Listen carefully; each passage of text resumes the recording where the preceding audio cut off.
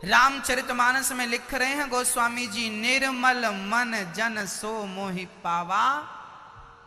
आगे आप बोलो, मोहि कपट छल छिद्र ना भावा। एक बार आप बोलो मैया, निर्मल मन जन, जोर से बोलो मेरी मां, बोलो निर्मल मन जन सो मोहि पावा, मोहि कपट छल छिद्र ना भावा। निर्मल मन, भगवान को कौन सा मन पसंद है? गंदा नहीं, बाल्टी में गंदा पानी भरा है, चित्र नजर ही नहीं आ रहा है। तुम्हारा मन गंदा होगा तो कई जन्म तुम कर लो प्रयास, तुम्हें परमात्मा का दर्शन हो। जब गंदे पानी में तुम्हें खुद का दर्शन नहीं होता तो गंदे मन से भगवान का क्या दर्शन होगा? विचार तो करो, पहले मन को शुद्ध करो, अपने आप को ठीक करो। गंगा नहा लिया, कौन नहाया? तन। मन ने कितनी बार नहाया? हाँ मेरी मां, एक राजा था, उस राजा के दरबार में एक चित्रकार आया। चित्रकार ने कहा, राजा साहब हम आपको ऐसी चित्रकारी दिखाएंगे कि आपने आज तक ना देखी होगी। राजा ने कहा तो दिखाओ। तो राजा के जो अपने चित्रकार थे उन्होंने कहा कि यदि इसने बढ़िया चित्र बना दिया तो हमारा तो पत्ता साफ हो जाएगा। तो उन्होंने कहा, राजा साहब इससे क्या चित्र बनवाएंगे? आपके दरबार में तो खुद बहुत सारे दरबारी चित्रकार हैं, आप हमसे दरबार में चित्र बनवाइए। तो राजा ने कहा, अच्छा एक काम करो, तुम भी बनाओ और तुम भी बनाओ, जिसका चित्र बहुत बढ़िया होगा उसको उचित इनाम दिया जाएगा। अब तो दोनों चित्रकारों ने 6 महीने का समय लिया। कितने महीने का? 6 महीने। एक दीवार पर राजा के चित्रकारों ने चित्र बनाया और सामने दीवार, बिल्कुल आमने सामने, समझिए ऐसे, एक दीवार ये थी, एक दीवार बिल्कुल आमने सामने।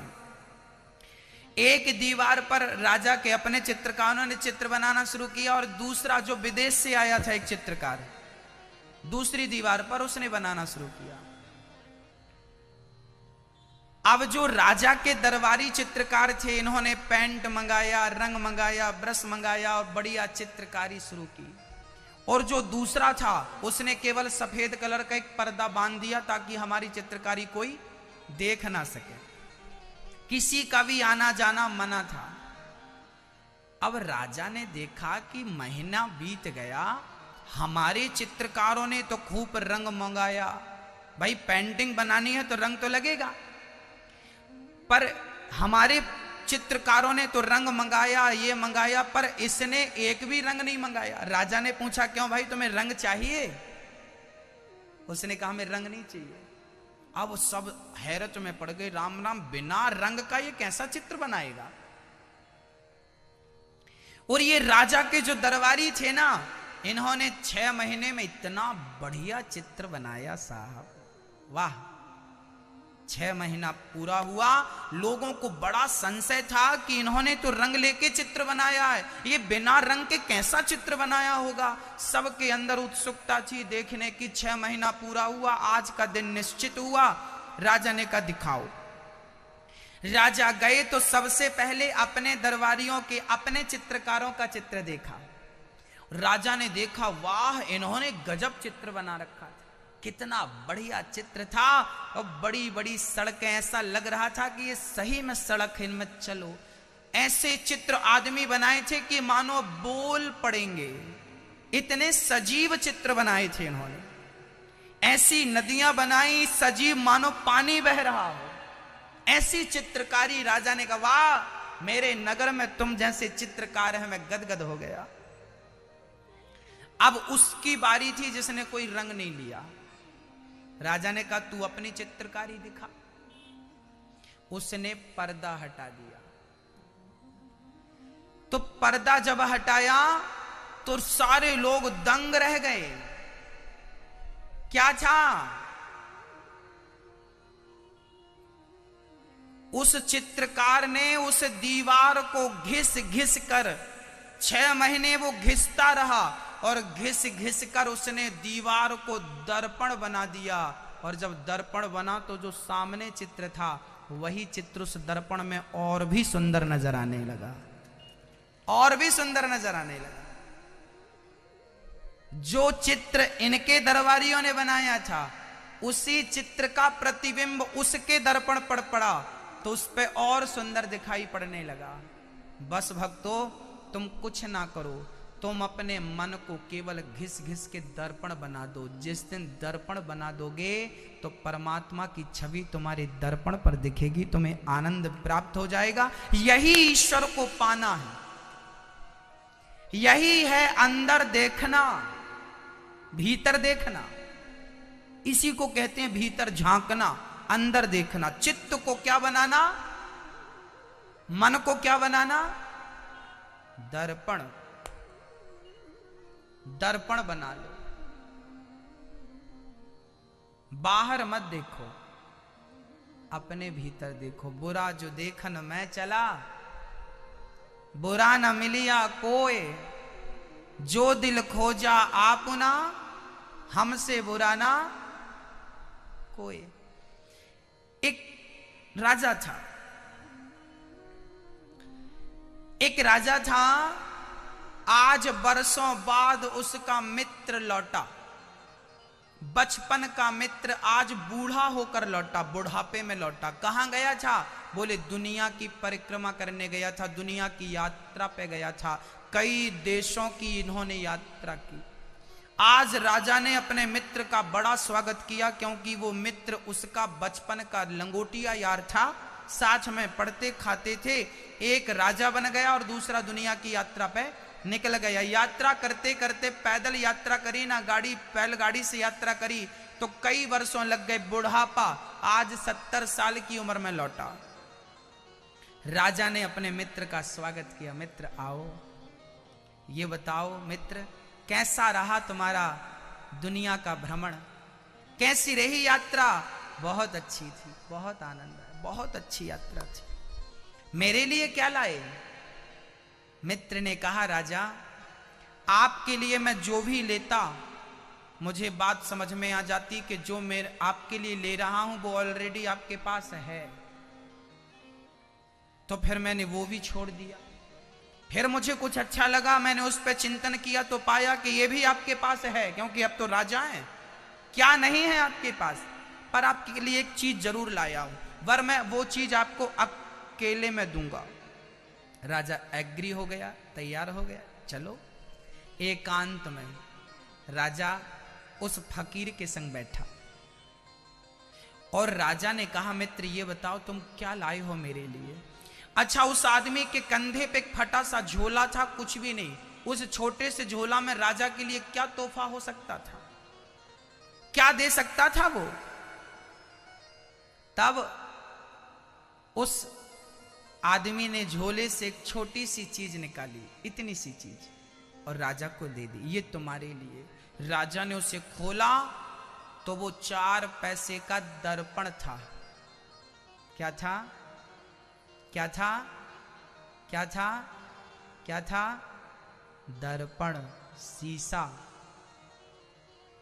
राजा ने कहा, मुझे समझ नहीं आया मित्र, तुम मेरे लिए ये लेकर आए हो? तब उस मित्र ने गजब की बात कही, मित्र तुम राजा हो, तुमने दुनिया के दोष बहुत देखे होंगे, दुनिया के लोगों के दोष बहुत देखे हैं।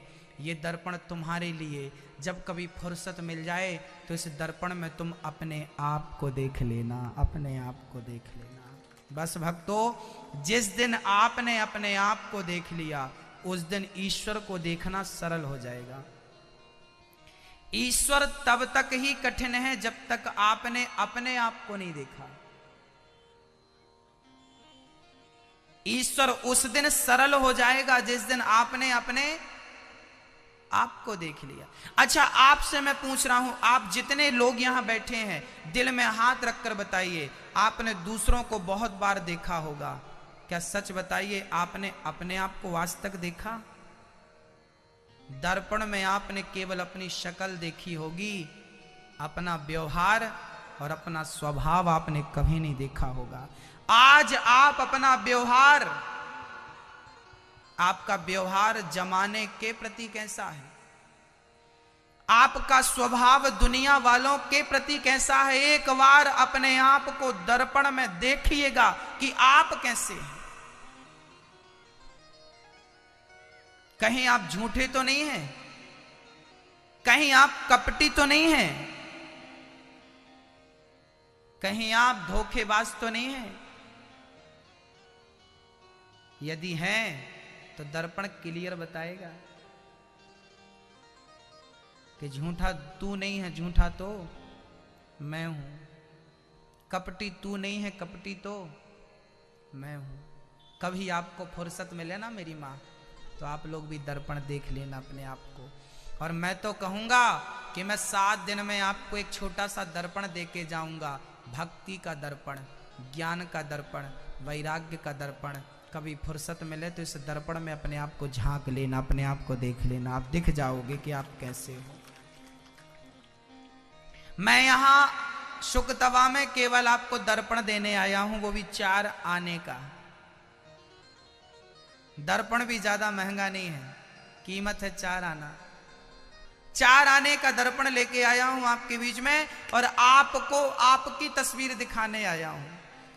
मैं फिर से दोहराता हूं, मैं कथावाचक नहीं हूं, हमें कथा सुनानी नहीं आती, हमें तो दर्पण दिखाना आता है। दर्पण दिखाने आए हैं, देख लीजिएगा, ये दर्पण है। दूसरों को बुरा कहने वालों, दूसरों की आलोचना करने वालों, दूसरों की गंदगी देखने वालों, कभी अपने को भी देखिएगा। राजा जब मित्र की बात सुना और मित्र से दर्पण लिया, राजा की मानसिकता बदल गई। उसने प्रजा को सताना, प्रजा को परेशान करना छोड़कर एक साधु जीवन शुरू कर दिया, एक नया जीवन शुरू कर दिया। बस भक्तों, यही कथा की सार्थकता। अपने आप को देखना सिखाती है भागवत, अपने आप को देखना सिखाती है भागवत। देख लो अपने आप को, हम कैसे हैं। घिस घिस के बना दो अपने मन को दर्पण, देखो फिर ईश्वर कैसे दिखता है। 88,000 संत बैठे थे, ऐसे सुखदेव जी को हम प्रणाम करते हैं जो जन्म लेते ही सन्यासी हो गए। उन्होंने भागवत का स्वाध्याय किया था। 88,000 संत बैठे थे नैमिषारण्य में। उन संतों के बीच में सूत जी का आगमन हुआ। किनका आगमन हुआ? सूत जी का। सभी संत खड़े हो गए, सूत जी को प्रणाम करने लगे और उन संतों ने कहा, भक्ति ज्ञान विराग आप तो विवेको वर्धते महान, माया मोह निरासश्च वैष्णवै क्रियते कथम। भक्ति ज्ञान विराग आप तो। कथा हमें क्या सिखाती है? कथा हमें भक्ति सिखाती। ऐसी कथा सुनाओ कि भक्ति ज्ञान वैराग्य बढ़ जाए। शौनक जी प्रश्न करते हैं, सूत जी कहते हैं, सुनिए, ये जो कथा आप श्रवण कर रहे हैं ये देवताओं को भी दुर्लभ है। अच्छा, कथा देवताओं को दुर्लभ क्यों है? क्योंकि कथा से देवताओं का कोई संबंध नहीं है। कथा योगियों की है और स्वर्ग भोगियों का है। कथा योगी प्राप्त कर सकता है, भोगी प्राप्त नहीं कर सकता। इंद्र योगी नहीं है, इंद्र भोगी है, इसलिए वो कथा के अधिकारी नहीं है। क्योंकि इंद्र क्या है? भोगी है। स्वर्ग में बहुत सारे भोग हैं। आपने सुना होगा स्वर्ग में अप्सराएं हैं। स्वर्ग में कौन है? आप लोग भी अपने पूर्वजों के नाम पे लिखवाते हैं स्वर्गीय। भाई साहब, हमें तो स्वर्ग फोकट में नहीं चाहिए, फ्री में। इंद्र हमसे आकर कहें स्वर्ग चलो, नहीं जाएंगे। हमें स्वर्ग फ्री में नहीं चाहिए। क्यों नहीं चाहिए? क्योंकि मैं आपको बताता हूं, स्वर्ग से अच्छा तो ये मृत्यु लोक है, और यदि पाना ही है तो स्वर्ग ना पाया जाए, भगवान का धाम, भगवान को पाया जाए, जिसे साकेत कहते हैं, गोलोक धाम कहते हैं, जिसे बैकुंठ धाम कहते हैं, वो पाया जाए तब तो ठीक है, तब तो सौदा ठीक है। स्वर्ग पाली। अच्छा, स्वर्ग में क्या क्या दो चीजें हैं। यहां पे हम लोग कहा करते हैं शराब ना पियो, और स्वर्ग में शराब ही पीने को मिलती है। तो हम यहां शराब से बचते बचाते जाएं और वहां पीने लग जाएं। स्वर्ग में अप्सराएं नाच रही हैं, यहां हम पराई स्त्रियों को देखते नहीं हैं, और वहां अप्सराओं का नाच देखेंगे। इसलिए स्वर्ग जाएंगे कि यहां हम नारियों से बचते बचाते आए, यहां की नारियों से बच गए तो स्वर्ग में नारियां मिलेंगी। यहां शराब से बच गए तो वहां शराब मिलेगी। इसलिए भैया जी, हमें स्वर्ग चाहिए ही नहीं, हमें नहीं चाहिए स्वर्ग। ऐसा पुण्य मत कर लेना कि स्वर्ग जाना पड़े। पुण्य इतना बढ़िया वाला करना, आपके अंदर कोई इच्छाएं रह जाएंगी ना, तो शायद वो इच्छाएं आपको स्वर्ग पहुंचा दें, पर आपकी सारी इच्छाएं इस जन्म में समाप्त हो जाएंगी, तो निश्चित मानिए आपको भगवान की प्राप्ति होगी। और भगवान की प्राप्ति स्वर्ग की प्राप्ति से करोड़ों गुना ज्यादा है। तो स्वर्ग पाना 5 स्टार होटल जैसा है, उसमें कोई सार नहीं है। हमारे हिसाब से तो आपको यदि ऑफर आए स्वर्ग वर्ग का, मत जाना। वहां शराब की नदियां बह रही हैं, पियो, नहाओ उसी में, नहाओ उसी में, पियो उसी को पियो। वहां अप्सराएं नाच रही हैं, सुना होगा आपने अप्सराओं के बारे में, खूब नाचती रहती है वहां पे। तो ये देखने जाएंगे स्वर्ग। इन्हीं चीजों से तो हम यहां बच रहे हैं, आपको बचने का बोल रहे हैं, और इन्हीं को पे उलझ जाएंगे स्वर्ग में। भगवान के निज धाम गोलोक धाम, बैकुंठ धाम, जहां राधा रानी श्री कृष्ण के संग बैठी हैं, जहां मां लक्ष्मी नारायण के चरण दबा रही हैं, जहां भगवान स्वयं अपने भक्तों से सुख दुख पूछ रहे हैं, कैसी रही यात्रा, जहां भगवान अपने भक्तों को गले लगा रहे हो, जहां भगवान गोपियों के घर बच्चे बनकर मक्खन चुरा रहे हो, जहां गोपियों की गोद में भगवान माखन खा रहे हो। भगवान की लीलाएं नित्य होती हैं। जब आप भगवान को पाते हैं तो भगवान उन्हीं लीलाओं में आपको सम्मिलित कर लेते हैं। स्त्रियों को गोपियां बना देते हैं और पुरुषों को ग्वालवाल बना करके अपनी लीला में सम्मिलित कर लेते हैं। वही है ईश्वर की प्राप्ति। हाँ, तो स्वर्ग से परहेज करिएगा। किससे? किससे परहेज? स्वर्ग से। स्वर्ग बहुत बड़ी चीज नहीं। श्री शुकदेव जी कथा सुना रहे थे। एक बार शुकताल में तभी राजा परीक्षित अमृत का कलश लेकर आ गए और राजा परीक्षित ने कहा, इंद्र आ गए। इंद्र ने कहा, गुरुजी ये स्वर्ग का अमृत परीक्षित को पिला दो और ये कथा अमृत आप हमें पिला दो। सुखदेव जी बोले कि तुम प्रेमी बनकर आते तो जरूर पिला देते, पर तुम सौदागर बन के आए हो और ये कथा सौदागरों की नहीं है, ये कथा तो प्रेमियों की है। सोचिए, जिस कथा को आप सुन रहे हैं, यही कथा सुखदेव जी ने इंद्र को नहीं सुनाई, क्योंकि इंद्र अप्सराओं के संग रहते हैं, इंद्र शराब के पास रहते हैं, तो शराबी और अप्सराओं के संग रहने वाला इस कथा का हकदार नहीं है। तुम प्रेमी बनकर आते तो सुना देते, पर सौदागर बनकर आए हो, और ये कथा सौदागरों की नहीं मेरी माँ, प्रेमियों की कथा है। इंद्र को अधिकारी ना मानकर सुखदेव जी ने आपको कथा नहीं सुनाई।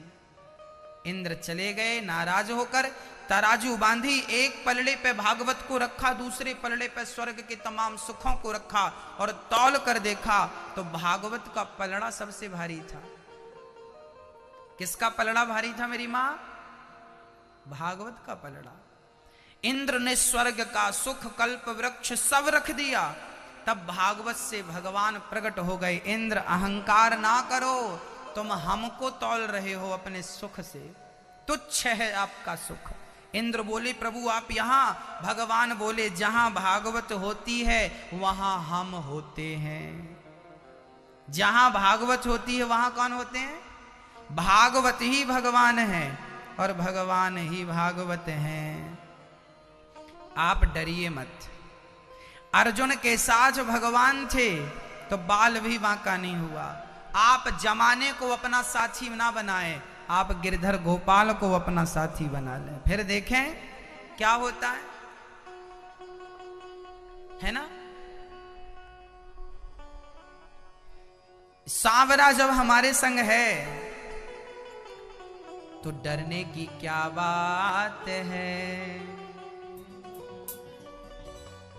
सांवरा जब मेरे साथ है, बोलो डरने की क्या बात है।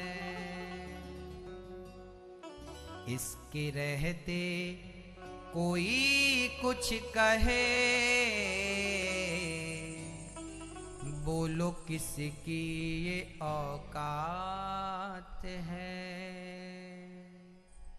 दोनों हाथ उठाइए मस्ती के संग और चलिए कन्हैया के साथ चलते हैं, देखते हैं क्या होता है।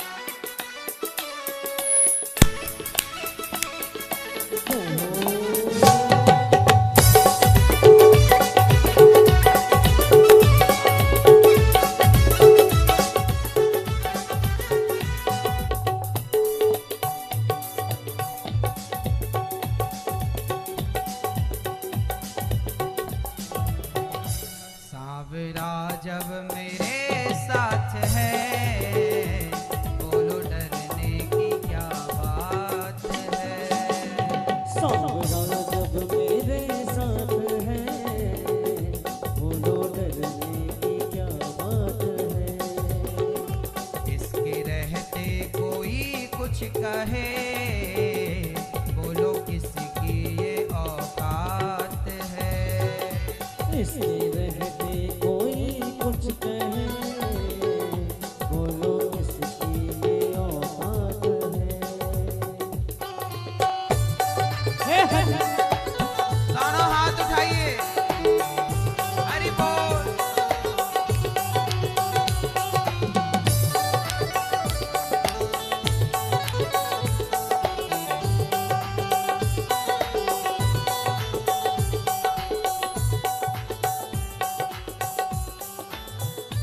छाए काली घटाएं तो क्या, इसकी छतरी के नीचे हूँ मैं। ओ छाए काली घटाएं तो क्या, इसकी छतरी के नीचे हूँ मैं। आगे आगे ये चलता मेरे कान्हा के पीछे हूँ मैं।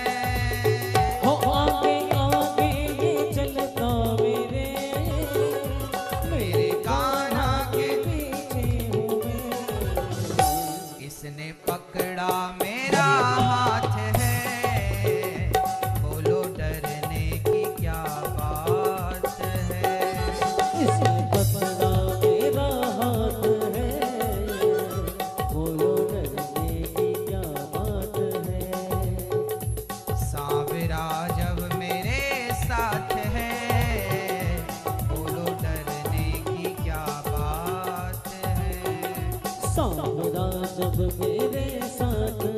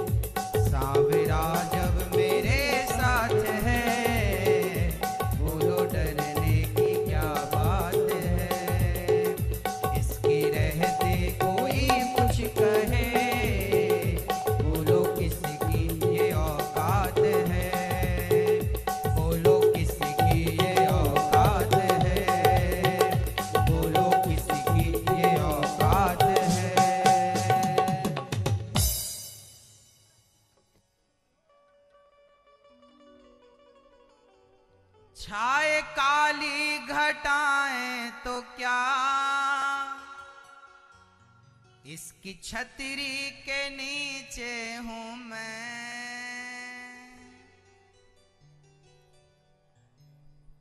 आगे आगे ये चलता मेरे मालिक के पीछे हूं मैं। इसने पकड़ा मेरा हाथ है, बोलो डरने की क्या बात है। सावरा जब मेरे साथ है, बोलो डरने की क्या बात है।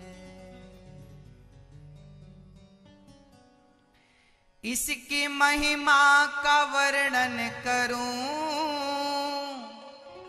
मेरी वाणी में वो दम नहीं। जब से इसका सहारा मिला, फिर सताए कोई गम नहीं।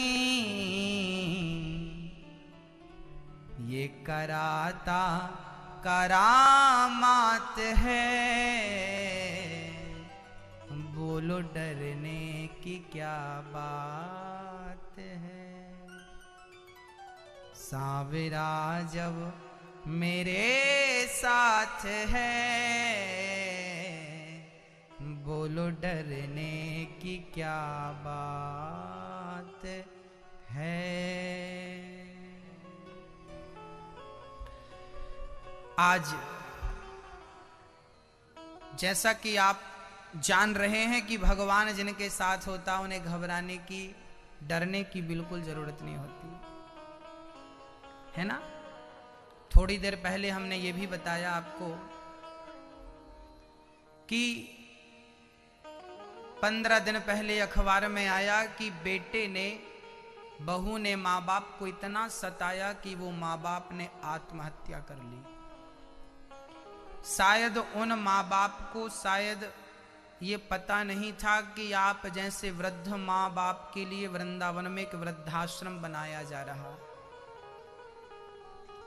शायद उन माँ बाप को पहले पता चल गया होता तो वो जहर ना खाते, हमें फोन लगाकर बता देते तो हम उन वृद्ध माँओं की सेवा करते और जीवन भर सेवा करते, उनकी आंखों में कभी आंसू ना आने देते। भक्तों, आज बेटे और बहू से जो बूढ़े माँ बाप सताए गए हैं, उन माँ बाप के लिए, उन माँओं के लिए जो सताई ठुकराई गई हैं, उन माँओं के लिए वृंदावन में एक वृद्धाश्रम बनाया जा रहा है।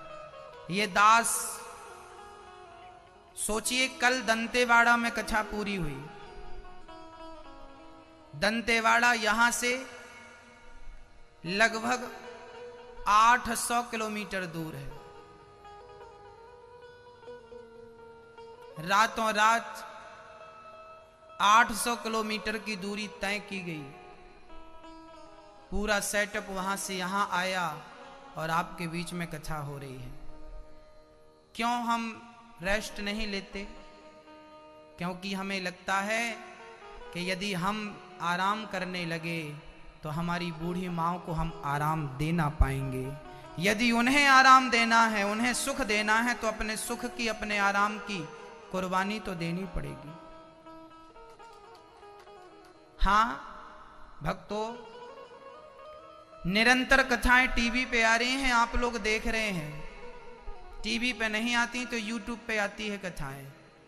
अभी जिस दिन कथा यहां पूरी होगी उसी रात हम लोग निकल जाएंगे और यहां से आसाम 1500 किलोमीटर दूर है, होजई में कथा शुरू हो जाएगी। ये सारी यात्राएं पूरे भारत की केवल इसलिए हो रही हैं कि उन माँओं को आश्रम बन सके और वहां माँओं की व्यवस्थाएं हो सकें। हनुमान जी लंका गए सीता माँ का पता लगाने, तो रास्ते में एक पहाड़ आ गया। बोले थोड़ा विश्राम कर लीजिए, थक गए होंगे। हनुमान जी ने कहा था राम काज कीन्हे बिनु मोहि कहाँ विश्राम। आज ये अनिरुद्ध कहता है कि माँ तू काज कीन्हे बिनु मोहि कहाँ विश्राम। इन माँओं का काज जब तक मैं पूरा नहीं कर दूंगा, इन माँओं के लिए वृद्धाश्रम बन नहीं जाएगा, और जब तक माँओं की सेवा शुरू नहीं हो जाएगी तब तक मुझे शांति का अनुभव नहीं होगा। उन माँओं की शांति ही मेरी शांति है, उन माँओं की खुशी ही मेरी खुशी है, उन माँओं का आनंद ही मेरा आनंद है। मैं कैसे शांत बैठ जाऊं? लोग कहते हैं गुरुजी थोड़ा रेस्ट किया करो, थोड़ा रेस्ट किया करो। मेरा भी मन करता है कि थोड़ा रेस्ट करूं, पर मन ये भी तो कहता है कि तू रेस्ट करने लगेगा तो जिस बेड़ा को तूने उठाया है तो क्या आराम करने में पूरा हो जाएगा? तब तक चलो जब तक अपने लक्ष्य को प्राप्त ना कर लो, तब तक चलते रहो, तब तक चलते रहो। भक्तों, श्रीधाम वृंदावन में वृद्धाश्रम बनने जा रहा है, काम स्टार्ट हो गया है। मुझे लगता है साल भर के अंदर इमारत तैयार हो जाएगी, साल भर के भीतर, बाहर नहीं, भीतर। और मुझे लगता है कि अगले साल अभी कहीं की डेट निकाल करके उसका उद्घाटन कर दिया जाएगा, और मेरी बूढ़ी माँ वहाँ जीवन भर के लिए उनको रहने की, खाने की, आपकी बहू, आपका बेटा आपको भले छोड़ के चला जाए, पर ये अनिरुद्ध जब तक जिंदा है अपनी माँओं की सेवा करता रहेगा। और उन माँओं की सेवा के लिए मेरी हर श्वास है भक्तों। हाँ, उन माँओं की सेवा के लिए हर श्वास है। लोग कहते हैं आप थकते नहीं। कल वहां कक्षा पूरी हुई, 800 किलोमीटर की यात्रा की और आप फिर बैठ गए कक्षा में। लोग कहते हैं थकते नहीं, हम कहते हैं जब तक मेरे कन्हैया का हाथ मेरे सिर पे है, मेरा कन्हैया मुझे कभी थकने नहीं देगा। मैं थक जाऊंगा उस दिन, जिस दिन मैं थक जाऊंगा उस दिन मान लूंगा कि कन्हैया का हाथ मेरे सिर से हट गया। जब तक मैं नहीं थक रहा हूं तब तक मैं मानता हूं कि कन्हैया का हाथ मेरे सिर पर है। जिस दिन थक जाऊंगा उस दिन मान लूंगा कि कन्हैया ने शायद मेरा साथ छोड़ दिया। पर मुझे विश्वास है कि दुनिया साथ छोड़ दे भक्तों, पर मेरा कन्हैया कभी साथ नहीं छोड़ेगा। कार्य तो उसी का है ना, कार्य तो उन्हीं का है। उन्होंने तो हमें निमित्त बनाकर वृद्ध माँओं की सेवा के लिए कार्य किया है। जो प्लान मेरे अंदर है ना, मेरी माँ उसे साकार करने में बहुत टाइम लगेगा, पर कुछ महीनों में वो साकार होता आपको दिखने लगेगा। भारत में कोई भी माँ अपने बेटों से यदि सताई है तो उस माँ के लिए द्वार खुला है, माँ आना, ये बेटा आपकी सेवा करेगा। ऐसी हर माँ के लिए यदि हम खड़े हैं तो आपसे भी हम उम्मीद करते हैं कि आप भी खड़े हो जाइए ना माँ के लिए। ज्यादा नहीं तो एक माँ को गोद ले लीजिए आप, किसी एक माँ को आप गोद लेकर जीवन भर उनका बेटा बनकर उस माँ की सेवा के लिए कम से कम एक माँ को जीवन भर भोजन तो आपकी तरफ से मिलना चाहिए। 21,000 रुपए देकर आप किसी एक माँ को जीवन भर भोजन दे सकते हैं। आप सामर्थ्यवान हैं तो किसी एक माँ को कमरा बनवा के गिफ्ट कर सकते हैं। बहुत बड़ा कार्य है भक्तों। कार्य हमारा नहीं चूंकि आपका है, किस भांति करना है आप देख लीजिए।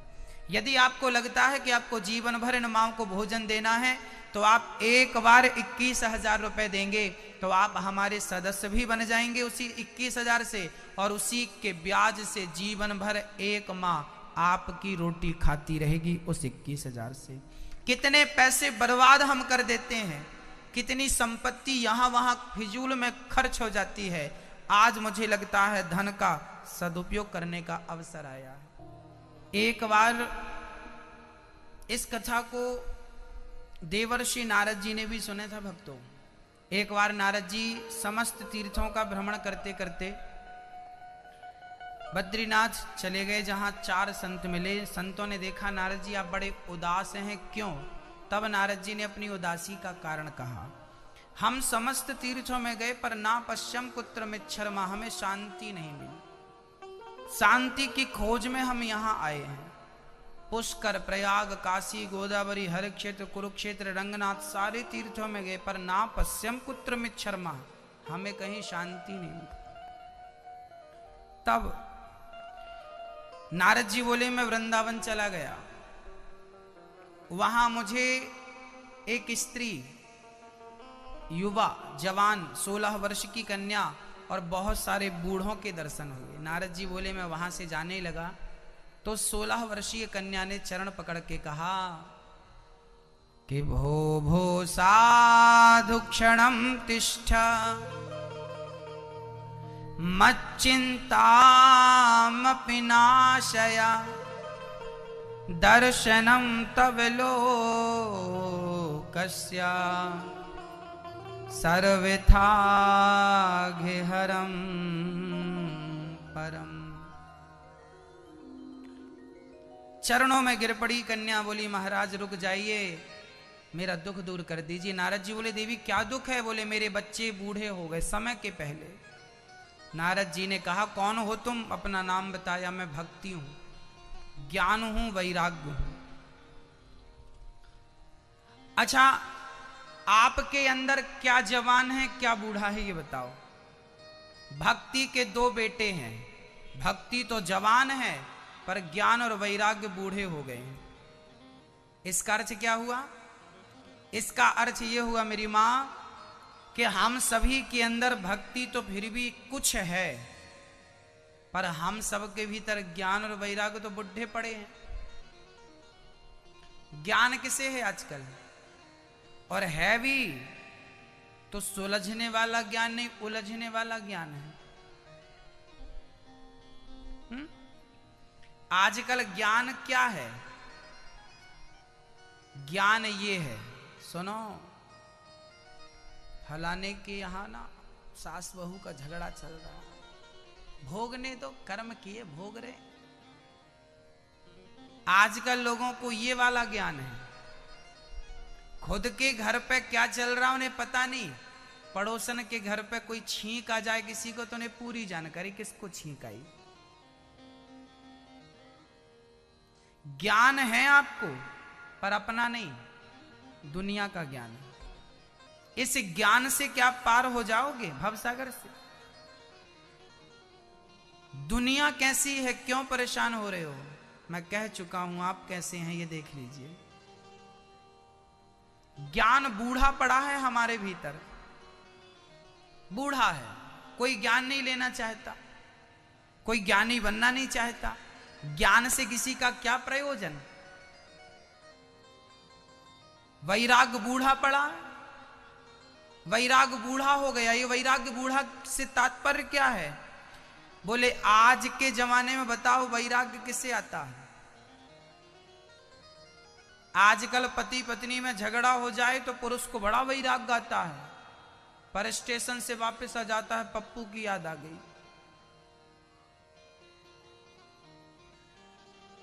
घर नहीं छूट रहा है, परिवार नहीं छूट रहा है, मोह माया नहीं छूट रही। बुढ़ापे में भी जिनके दांत गिर गए हैं और बाल पक गए हैं उनसे नहीं छूट रही है, जो कल मर जाएंगे उनसे नहीं छूट रही है। तो जवानों और थोड़ा बूढ़ों की तो छोड़ दो आप।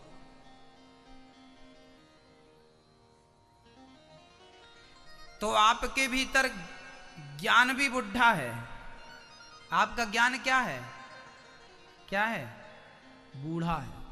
आपके अंदर का वैराग्य भी मूर्छित पड़े हैं। बूढ़े हों तो थोड़ी चेतना भी हो, पर वो अचेत पड़े, ज्ञान किसी को नहीं। जिसने जो कह दिया बिना विचार किए हुआ, चल पड़े पीछे। ना तो ज्ञान है किसी को, ना तो वैराग्य है किसी में सच्चा। हां भक्ति थोड़ी बहुत है। भक्ति कह रही है मुझे कुछ लोगों ने याद किया तो मैं ठीक ठाक हूं, पर मेरे बच्चे बुढ़े हो गए। भक्ति के दो बेटे हैं मेरी मां, प्रथम का नाम ज्ञान, दूसरे का नाम क्या नाम है? वैराग्य। ज्ञान और वैराग्य किसके बेटे हैं? भक्ति के। भक्ति होगी तो भक्ति भी दुखी रहती है ज्ञान के बिना, भक्ति दुखी रहती है वैराग्य के बिना। तो भक्ति तो हो पर संग में ज्ञान और वैराग्य भी हो। जैसे मीराबाई, मीराबाई के पास भक्ति तो थी तो आप जानते हैं, पर ज्ञान भी था, वो अंगूठा छाप थी, पर उसके गाए हुए पदों पे आजकल लोग पीएचडी कर रहे हैं। मीराबाई ने पद गाए थे ना, वस्तु अमोलक दी मेरे सतगुरु करी कृपा, अपनायो पायो जी मैंने राम रतन धन पायो। मीरा के गाए हुए पदों पर बड़ी बड़ी पिक्चर बन रही हैं, उसके गाए हुए पदों पर गाने बन रहे हैं, उसके गाए पदों से पीएचडी हो रही है। अनपढ़ मीराबाई, उसके पदों पर पीएचडी हो रही है, तो ज्ञान था कि नहीं? भक्ति तो थी, ज्ञान था ना। और सबसे बड़ा ज्ञान मीराबाई का ये था कि मेरे तो गिरधर गोपाल, दूसरा ना कोई। जैसे ये ज्ञान हो गया, मुझे लगता है वही दुनिया का सबसे बड़ा ज्ञानी है। और वैराग्य, मीराबाई को वैराग्य था या नहीं? राणा ने जहर दिया था, पी लो, लोगों ने मना किया, मीरा मत पीना, तू मर जाएगी।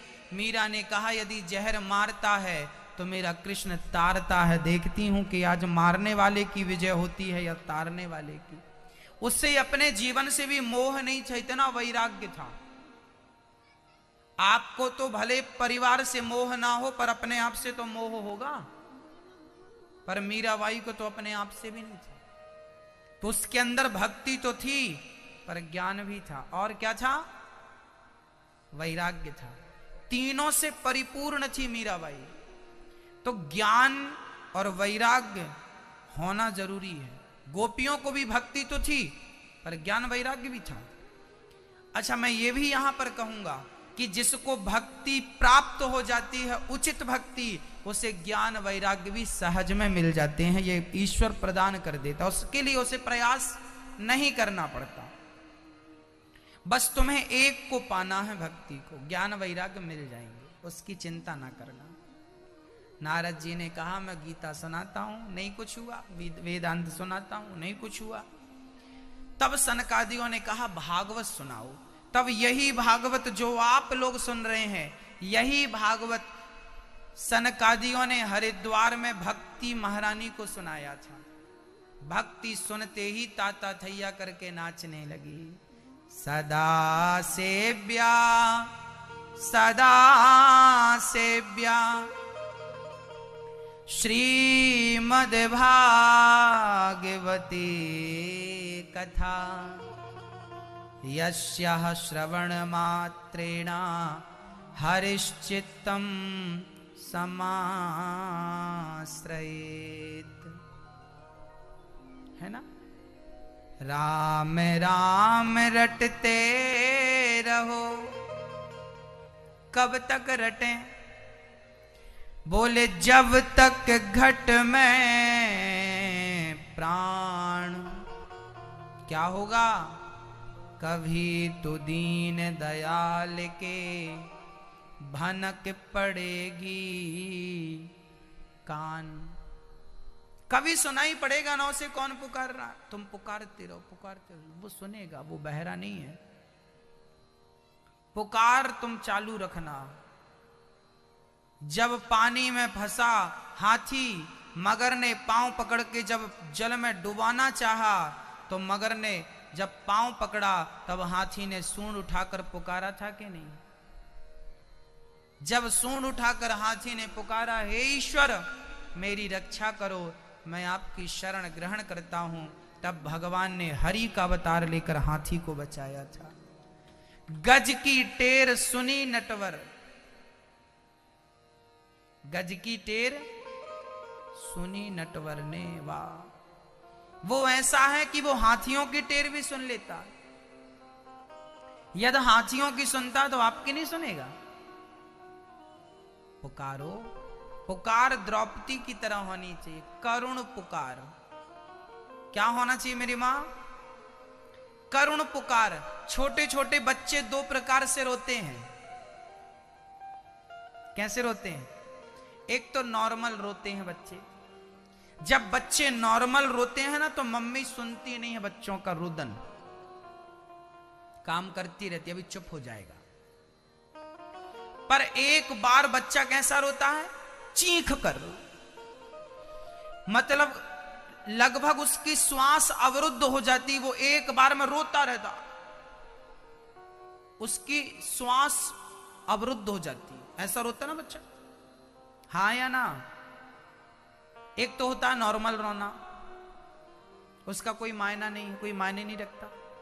एक होता है बिल्कुल, मां सिर पे जल्दी हाथ घुमाती, क्या हुआ, छाती से लगा लेती है। अच्छा नॉर्मल रोया था तो मां ने छाती से नहीं लगाया, पर इस प्रकार से जब बच्चा रोया कि उसकी श्वास भर गई, श्वास निकल ही नहीं रही है, वो रोता जा रहा, एक ही श्वास में बहुत सारा रो लिया, लगता है कहीं इसकी श्वास ना रुक जाए, अवरुद्ध ना हो जाए। मां तुरंत उसके सिर पे हाथ फेरती और गले से लगा लेती है। बस मेरी मां, ईश्वर को पाने के लिए भी यदि तुम थोड़ा मोड़ा रोगे तो काम नहीं बनेगा। मीराबाई की तरह बस उसी प्रकार रोइए जैसे वो नन्हा सा बालक रोकर अपनी मां को पुकारता है, ऐसे भगवान को पुकारा जाए, रोकर पुकारा जाए, भगवान प्रत्यक्ष खड़ा हो जाएगा। हां, भक्ति महारानी नाचने लगी। भगवान का नाम तब तक जपो जब तक वो सुन न ले। वो करुण पुकार सुनता है, जैसे मां बच्चे की करुण पुकार सुनती है, ऐसे भगवान भी भक्त की करुण पुकार सुनता है। साधारण पुकार नहीं सुनता, करुण पुकार होनी चाहिए। परिणाम यही हुआ कि भगवान ने हाथी की रक्षा की और भागवत श्रवण करके भक्ति महारानी का दुख दूर हो गया। ताता थैया करके नाचने लगी। भक्ति सुतौ तौ तरुणौ गृहीत्वा प्रेमई के रूपा सहसा विरासीत। श्री कृष्ण गोविंद हरे मुरारी नाथेति नामानि मुहुर्वदन्ति। नाचने लगी भक्ति, महाराज मेरा दुख दूर हो गया। कथा सुन के भक्ति का दुख दूर हो गया। नाचने लगी। संतों ने कहा ये जो भगत बैठे इनके हृदय में जाकर बैठ जाओ। बैठ गई। बोले नारद जी ने यहां एक प्रश्न किया है कि कोई पुण्यात्मा कथा सुन के तर जाए तो आश्चर्य नहीं, जीवन भर किसी ने पाप किया हो, क्या ऐसा पापी तरेगा? बोले हाँ, तुंगभद्रा नदी के किनारे एक गांव था, पंडित जी रहते थे आत्मदेव। उनकी पत्नी का नाम था धुंधली, उनके सब कुछ था, बेटा नहीं था।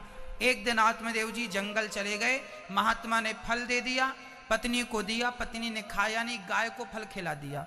धुंधली ने फल गाय को खिलाया तो गाय को एक बच्चा पैदा हो गया, और धुंधली की बहन को एक बच्चा हुआ तो धुंधली ने वो बच्चा पैसों में खरीद लिया, नाम रखा धुंधकारी। और गाय के बच्चे का नाम हुआ तो नाम रखा गौकर्ण। गौकर्ण हाँ पंडितो ज्ञानी धुंधकारी महाखला। गौकर्ण जी ज्ञानी और धुंधकारी महादुष्ट। एक दिन धुंधकारी ने अपने पिता से कहा पैसे दो। पिता ने कहा तूने सारा जुआ में उड़ा दिया, कहां बचा है? पिता ने इनकार किया तो लाठी उठाई और सबके सामने पिता की पीठ में 2-4 लाठियां बरसा दी। कितनी विडंबना है ना मेरी मां। जब बच्चे नहीं होते तो हम उन बच्चों के लिए रोते हैं, और जब बच्चे हो जाते हैं तो उन बच्चों के दुख से मां बाप को जहर खा के मरना पड़ता है ना। जिन बच्चों के लिए रोते हैं हम, उन्हीं बच्चों के कारण जहर खाना पड़ रहा है मां बाप को। जिन बच्चों से हम सुख की कामना करते हैं, वही बेटे घर से बाहर कर देते हैं। बच्चों ने मां बाप को घर से ना निकाला होता तो क्या वृद्धाश्रम बनाने की जरूरत पड़ती?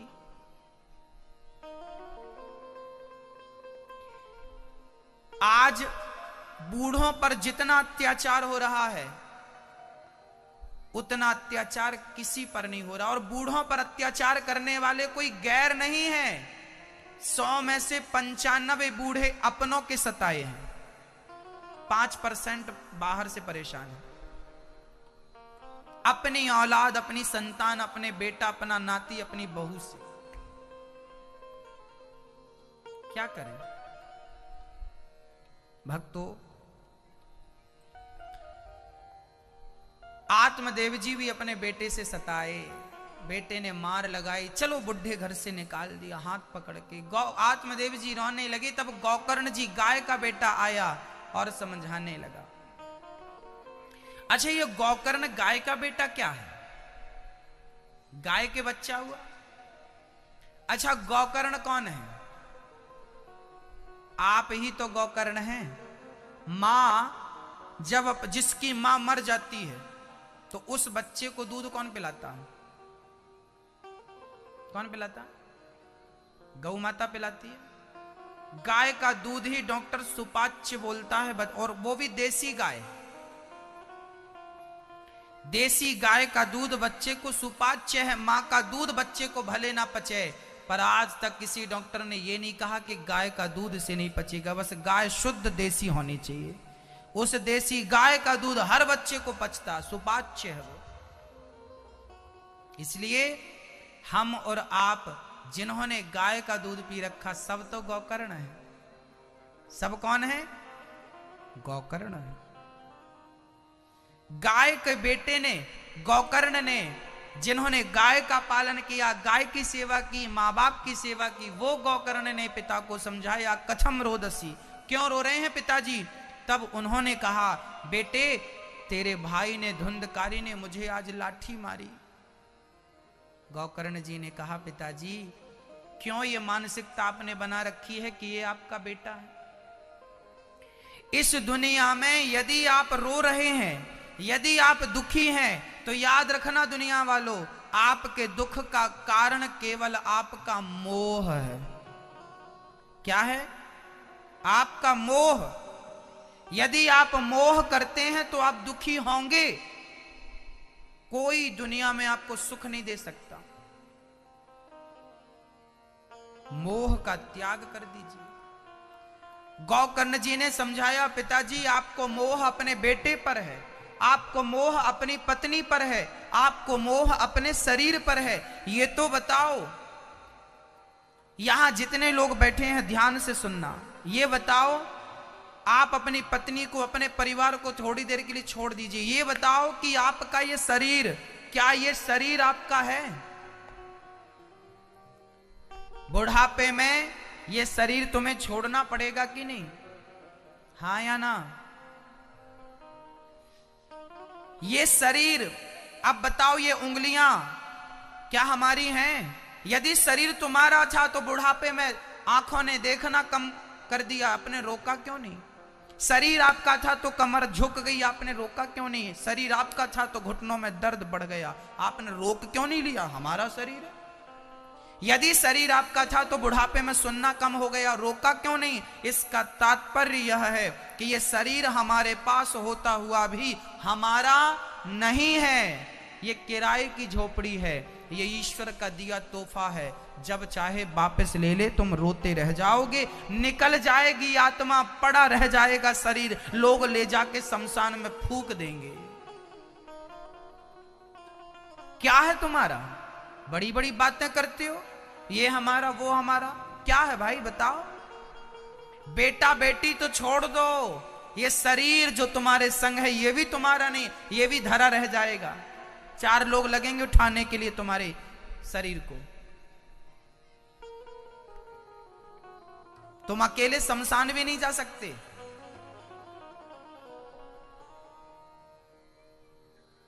हाँ, क्यों इतना मोह है? सब छूट जाएगा मेरी मां, सब छूट जाएगा। मैं तो केवल ये प्रार्थना करूंगा कि कल छूटेगा, आज छोड़ दो।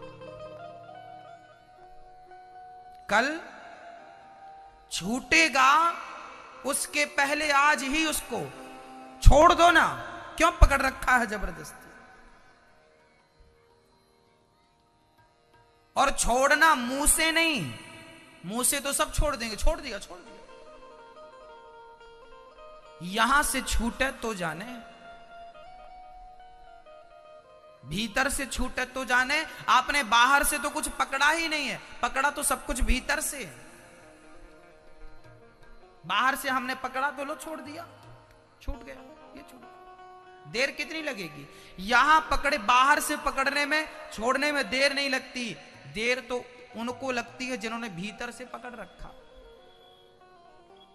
छोड़ देना मेरी मां, नहीं तो छोड़ने का भी तो वक्त भी है आपके पास, फिर तो छोड़ने का वक्त भी नहीं रहेगा। चाहोगे छोड़ना तो नहीं छोड़ पाओगे। इसलिए बेटा बेटी से, धन दौलत से मन को हटाकर जल्दी से जल्दी मन को गोविंद के चरणों में लगा दो। यही जीवन की सार्थकता है, यही सच्चाई है। धुंधकारी के प्रताड़ित करने पर पिता जंगल में गए, भागवत जी के 10वें स्कंद का पाठ करके मोक्ष को पाया। धुंधकारी ने वैश्याओं का संग किया, मां को मारा, कुएं में कूद कर मर गई मां धुंधली। 5 स्त्रियों के संग धुंधकारी रास रचाने लगा, 5 स्त्रियों के संग वो भ्रमण करने लगा। वो स्त्रियां कौन थी? हमारी 5 इंद्रियां। हम भी 5 स्त्रियों के गुलाम है, धुंधकारी भी 5 महिलाओं के 5 स्त्रियों का गुलाम। शब्द, स्पर्श, रूप, रस, गंध, ये 5 इंद्रियां हम सबकी हमें परेशान करती हैं। आंख परेशान करती है आपको, आंख कहती है अच्छा अच्छा दिखाओ। कान परेशान करते हैं आपको, कान कहते हैं अच्छा अच्छा सुनाओ। नाक परेशान करती है आपको, अच्छा अच्छा सूंघाओ। जिह्वा परेशान करती है आपको, अच्छा अच्छा खिलाओ। और ये चमड़ी परेशान करती है आपको, अच्छा अच्छा स्पर्श करने को मिलना चाहिए, अच्छा अच्छा टच मिलना चाहिए। पुरुष को स्त्री की भूख है, स्त्री को पुरुष की भूख है। यही है चमड़ी की भूख। ये 5 इंद्रियां हैं हमारी, इन 5 इंद्रियों की हम गुलामी कर रहे हैं। या तो आप अच्छा देखना चाह रहे हैं, या तो आप अच्छा सुनना चाह रहे हैं, या तो आप अच्छा सूंघना चाह रहे हैं, या तो आप अच्छा चखना चाह रहे हैं, या तो आप अच्छा अच्छा स्पर्श करना चाह रहे हैं। इन 5 से ज्यादा छठवीं इच्छा है ही नहीं किसी की। पूरी जिंदगी आपने इन 5 की भरपाई की है, पर मुझे बताओ जरा, क्या इन 5 में से एक भी इच्छाएं तुम्हारी पूरी भई? आपके दादा परदादा सब इन इच्छाओं को पूरी करते करते मर गए, उनकी इच्छाएं पूरी नहीं भई, तो हमारी और आपकी नहीं होंगी। इन इच्छाओं की पूर्ति में लगना मूर्खता है। इन इच्छाओं का त्याग करके गोविंद को पाने की इच्छा ही सफल इच्छा है भक्तों। वही इच्छा भवसागर से पार लगाएगी। नहीं, इन इच्छाओं ने हमें ठगा है, इससे ज्यादा कुछ नहीं किया। इन इच्छाओं ने हमें लूटा है, इससे ज्यादा कुछ नहीं किया। लूट लिया है इन इच्छाओं ने हम सबको। कौन समझाए, किसे समझाए? धुंधकारी उन 5 इच्छाओं के कारण मर गया। उन 5 इच्छाओं ने मार डाला। आपकी इच्छाएं आपको मार डालेंगी, आप मर जाएंगे, पर आपकी इच्छाएं पूरी नहीं होंगी। और हो जाए तो बताओ, जिनकी हो गई वो विवेकानंद बन गए, वो मीरा बन गई, वो नानक बन गए, दादू बन गए। जिनकी इच्छाएं पूरी हो गई वो कबीर बन गए। जिनकी इच्छाएं अधूरी रह गईं उनके चबूतरे शमशान में बने हैं।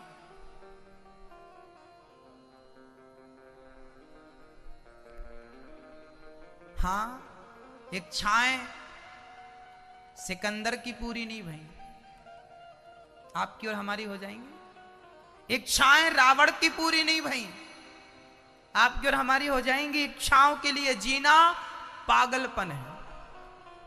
इच्छाओं के लिए जीना पागलपन है। जियो जरूरत के लिए। जरूरत, जरूरत बोलो, जरूरत। जरूरत जो है ना वो भिखारी की भी पूरी हो जाती हैं, और इच्छाएं तो रावण जैसों की पूरी नहीं हो पाई। इच्छाओं के लिए जियोगे कभी पूरी नहीं होंगी, जरूरत के लिए जियोगे तो शायद जरूरतें पूरी हो जाए। जरूरत 4 चीजें हैं हमारी, रोटी, कपड़ा, मकान और शिक्षा। ये हमारी जरूरत है। रोटी, कपड़ा, मकान और अच्छी शिक्षा, ये क्या है हमारी? क्या है हमारी? क्या है हमारी? जरूरत है। और मेरा बंगला हो, मेरी गाड़ी हो, मेरा नाम हो, ये क्या है? ये इच्छा है। ये क्या है? जोर से बोलो। इच्छा कभी पूरी नहीं होगी तुम्हारी। जरूरत पूरी हो सकती है। इसलिए जिंदगी जरूरत के मुताबिक होनी चाहिए, इच्छाओं के मुताबिक नहीं होनी चाहिए। जियो जरूरत के लिए, इच्छाओं के लिए मत जीना। समझ रही हो ना मेरी मां? जरूरतों के लिए जियोगी तो शायद जरूरत पूरी हो जाए, और जब जरूरत पूरी हो जाएगी तो तुम्हारा मन भगवान में लग जाएगा। और इच्छाओं के लिए जियोगे तो कभी पूरी होंगी नहीं, और पूरी होंगी नहीं तो मन वहां से हटेगा नहीं, और वहां से हटेगा नहीं तो कन्हैया में कभी लगेगा नहीं। बोलो सियावर रामचंद्र की। आज की कथा पूरी हुई। धुंधकारी 5 वैश्याओं का गुलाम हुआ, मारा गया। धुंधकारी प्रेत बन गया। गोकर्ण जी ने भागवत सुनाई, बांस की ग्रंथि में बैठ के भागवत सुनी। 7 दिन की कथा में 7 गांठ खुल गई। विमान आया, भगवान के पद निज धाम को चला गया। भटकती हुई आत्माओं को शांति कौन दे सकता है? बोले भागवत की कथा सुन के गोविंद के चरणों में मन को लगा लो, भवसागर से पार हो जाओगे। यही सूत्र है भवसागर से पार जाने का। धुंधकारी का उद्धार हुआ। धुंधकारी विमान पर बैठ के गया। इन्हीं शब्दों के साथ कथा श्रोता अच्छे होना चाहिए, वक्ता भी बढ़िया श्रोता को समझाने वाला हो। विरक्तो वैष्णवो विप्रो, ये वेद, ये श्रोता वक्ता का निरूपण है। कल की कथा में मैं कुंती स्तुति, भीष्म स्तुति और कलयुग के 4 स्थान बताऊंगा। कथा का टाइम है 2:30 बजे से लेके 5:30 बजे तक रोज कथा होगी। आप ये कथा साधना चैनल पर रोज देखिए, और अपने पड़ोसियों को कहिए कि जो यहाँ नहीं आ पा रहे हैं वो टीवी पर देखे। कौन कौन देखेगा? जो दूर बैठे उनको बोलना। आप तो अपने पड़ोसियों को बोलना, घर में खटिया कहाँ तोड़ रहे हो, चलो कथा में। आप बोलना अपने पड़ोसियों को, समय कभी कभी मिलता है, उसको भी गवाने वाला। क्या कहेंगे उसे आप? समय का सदुपयोग करना सीखिए। आइए बिहारी जी का दर्शन करते हैं और मस्ती से झूमकर आरती में प्रवेश करते हैं। ओ मोटे मोटे नैनन के तू,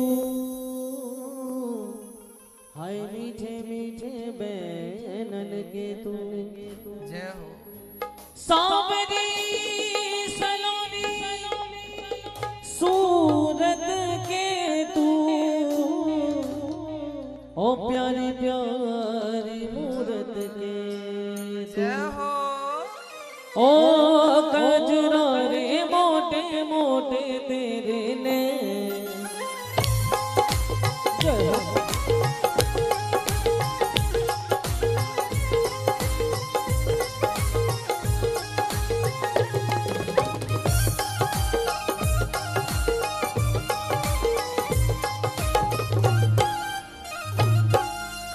जरा झूम लीजिए।